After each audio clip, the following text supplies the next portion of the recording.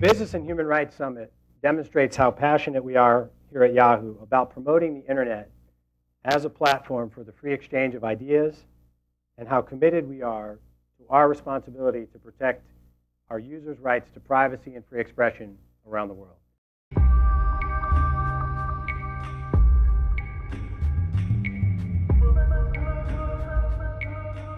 This panel is going to be considering the relationship between governments, technologies, and human rights.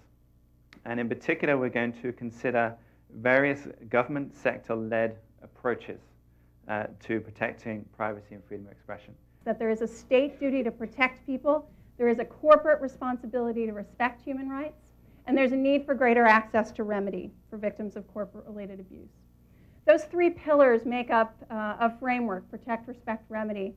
That's the subject of this UN mandate that I'm working on. You know, there's a famous quote from Bill Clinton in 2000 where he says that trying to control the internet is like trying to nail Jell-O to a wall. And I think the last 10 years have showed us that governments, some governments are particularly adept at nailing Jell-O to the wall. When threats to internet freedom arise, when a country passes a repressive internet law, when bloggers or activists are arrested for what they post online, or they censor particular kinds of content, that we're speaking out against that. The last point I want to make is that in ASEAN, which is the Association of Southeast Asian Nations, recently established intergovernmental commission called the ASEAN Intergovernmental Commission on Human Rights, which is kind of seen as a first step towards a regional commission on human rights.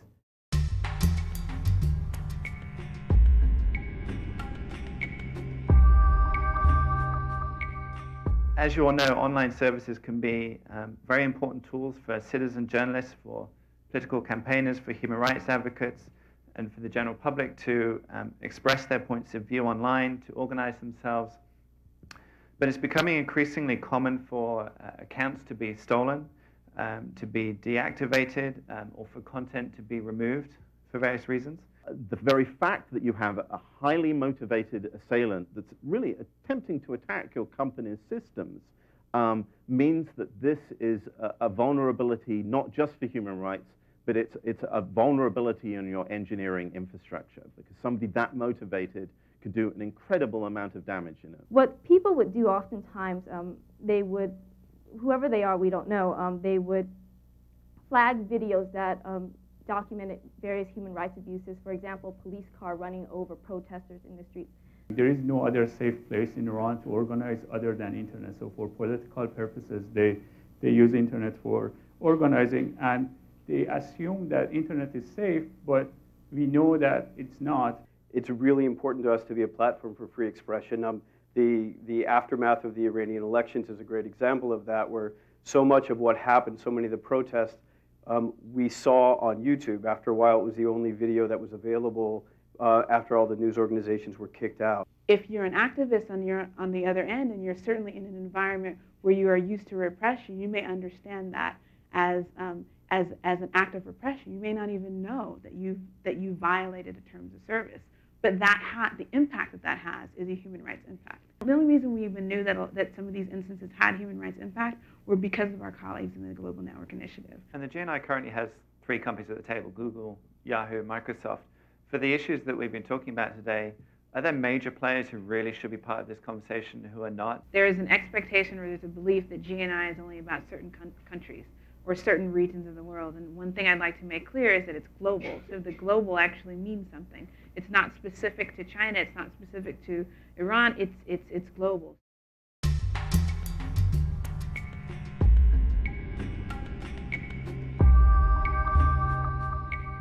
The title that we have is Technological Solutions to Free Expression and Privacy.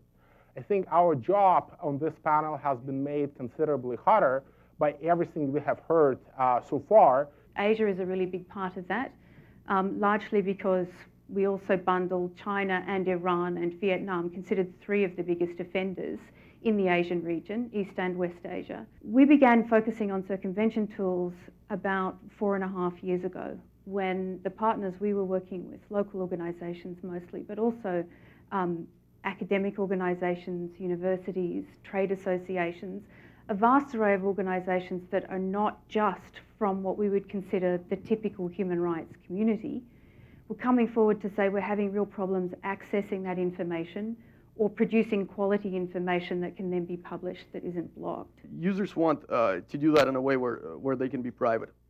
And so they're looking for solutions that can drive privacy, that can guarantee their privacy.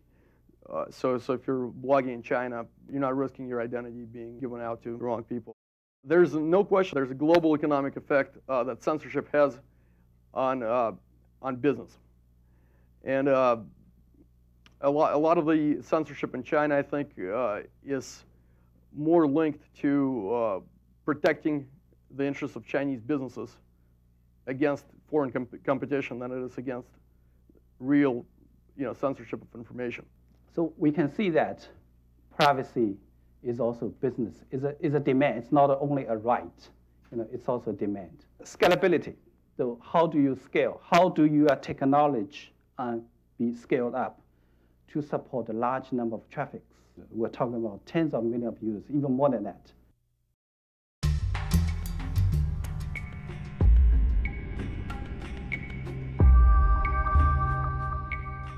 We're going to explore how people around the world are using the internet and other technology to facilitate social engagement and change, to advance free expression, to connect across cultures.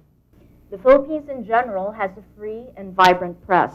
The problem is the quality of information being carried by the local media is not always up to par. The internet, along with social media, has been instrumental in providing an alternative venue for free expression among Filipinos who need more than the usual information provided by the traditional and sometimes compromised media. And I think that the internet has been really significant, the role of internet, because these governments, like the Iranian government, has a huge propaganda machine. And they spend billions of dollars to block the flow of information, and they want to dominate the narrative of the events. I have the privilege for working for Yahoo full-time, and I've been with Yahoo for the last 6 years. And I'm also from Somalia. And compared to other places in the world where you don't have the government that blocks, actually people do not know very little about Somalia. Speed is very, very important for us. And I'm just going to share with you right now how fast we can get a message out from Mogadishu, the mad capital of the world, to anywhere else where people are, and they consume that on their mobile phone or whatever. So we might have an article that's get pushed out on Inside Somalia. That article, within 3 minutes, we have a Google XML feed. We're a Google News provider.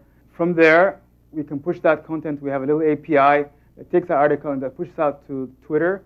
And the people that are following Inside Somalia, they can see exactly what's happening. They can jump to that story. What does that mean? It means that in about 10 minutes, we can get a story out from Mogadishu, a place that has no electricity, very little connectivity to the outside world, to anywhere else in the world, to billions of people. In reality, what's happened over the last few years is, what your site incarnates. It shows how you really, the sort of activists on the ground, people who are using these kinds of information tools, are using the mass market tools. Lots of different kinds of issues. But I think one of the key things that we've tried to think about, and this was brought up earlier, how, there's a sort of passivity. Lots of stuff that's happening online is human rights related, and it gets contributed online. And there is a huge community of people that are trying to share content in this sort of environment. So I think that's like a key issue for us. We decided to create a blogging platform that focuses only on African content and that is optimized for low bandwidth connections, and also that is multilingual so that people can publish simultaneously in several languages, and also localized in African languages. And the translation is done by volunteers in a crowdsourced way. And so whoever wants to have their language online, they can easily just translate the whole interface, and it will be available.